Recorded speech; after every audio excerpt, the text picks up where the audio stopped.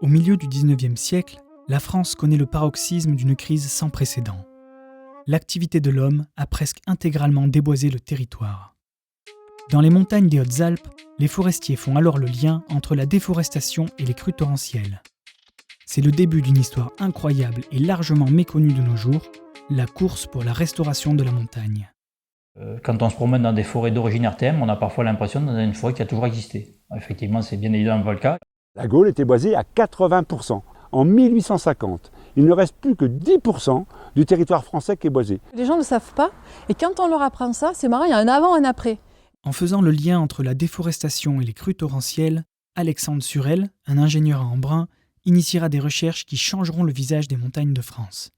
L'objectif était de caler le profil en long des torrents, c'est-à-dire qu'avec des ouvrages de génie civil, en maçonnerie, en bois ou en béton plus tard, l'objectif est vraiment d'empêcher que le torrent continue de creuser. Le service RTM, Restauration des terrains en montagne, est un service spécialisé de l'Office national des forêts en France chargé de la prévention des risques naturels en montagne. J'ai commencé aux eaux et forêts en 1964. Je crois qu'aujourd'hui, je ne quitterai plus la RTM. Dans l'espace de la haute montagne, il n'y avait pas d'autres intervenants de l'État que les forestiers. J'ai passé 25 ans avec une équipe de 5 Marocains. J'ai découvert des gens près de la nature. C'est une passion et c'est là où on a tout regardé, tout ce qu'on fait. Quand on regarde les photos avant, il n'y avait pas un arbre, il n'y avait rien. Maintenant, regarde, c'est tout reboisé, c'est tout bien fait.